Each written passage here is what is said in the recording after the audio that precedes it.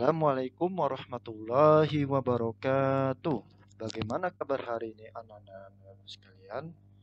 Alhamdulillah, luar biasa, bersemangat. Allahu Akbar, Allahu Akbar, Allahu Akbar. Alhamdulillah pada hari ini kita masih diberikan kesempatan kembali untuk bersama-sama belajar walaupun masih tetap dengan sistem daring.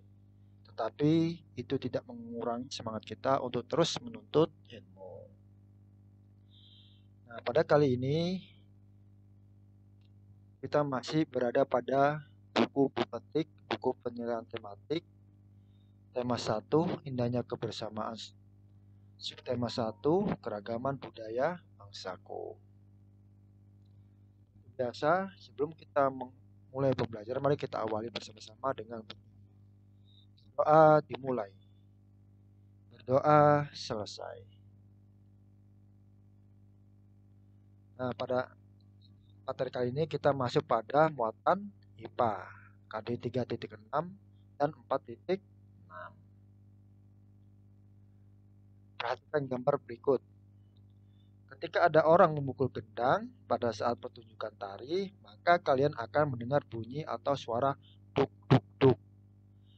Bagian tubuh yang dapat mengenali adanya bunyi adalah telinga. Ketika telinga mengenali bunyi, kita dapat mendengar sesuatu.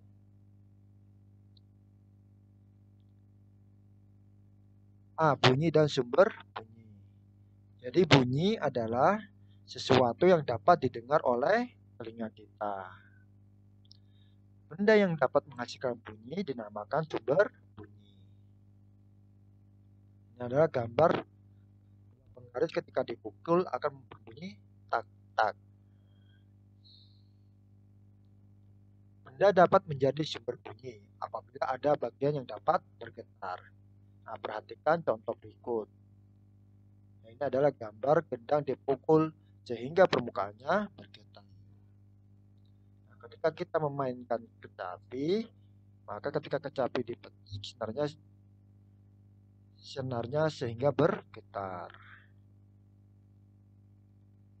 Nah, ketika kita memainkan angklung yaitu dengan cara digoyang-goyangkan sehingga bila bambunya bergetar. Nah, ketika kita berbicara, mulut kita akan berbicara karena pita suara bergetar oleh aliran udara dari paru-paru.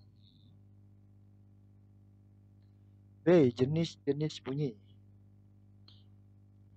Pertama adalah bunyi infrasonik. Nah, bunyi ini yang memiliki frekuensi kurang dari 20 getaran setiap detik atau 20 Hz. Nah, jadi bunyi ini tidak dapat didengar oleh manusia, tetapi dapat didengar oleh beberapa hewan seperti gajah, musang, badak, cumi-cumi, dan burung merpati. Selanjutnya adalah bunyi audio sonik. Bunyi yang ini memiliki frekuensi 20 sampai 20.000 Hz.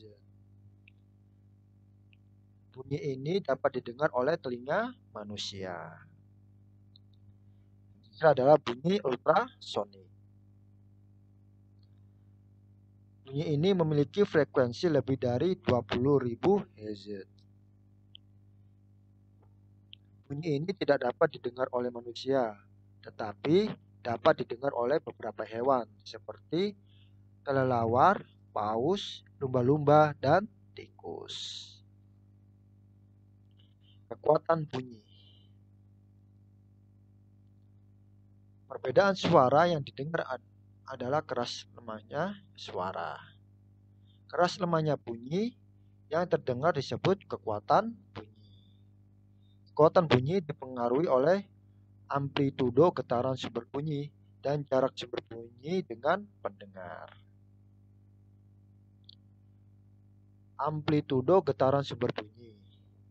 Amplitudo adalah simpangan benda yang bergetar. Semakin tinggi jarak permukaan ketika naik dan turun, semakin tinggi amplitudonya.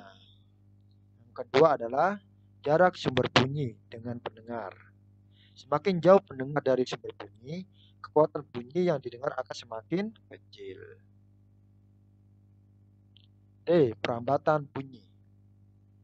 Kita perhatikan gambar berikut. Ya, bunyi dapat terdengar karena merambat melalui benang. Bunyi dapat didengar karena bunyi merambat melalui medium bunyi. Bunyi dapat merambat melalui benda gas, udara, dan benda cair atau air. Nah, untuk mengasah keterampilan kalian, maka kerjakanlah latihan itu di buku Bupetik halaman 18, yaitu nomor 1 dari A sampai G. Nah, silakan mengerjakan. Jadi pelajaran kali ini Ustadz cukupkan. Semoga bermanfaat. Dan Ustadz tutup. Assalamualaikum warahmatullahi wabarakatuh.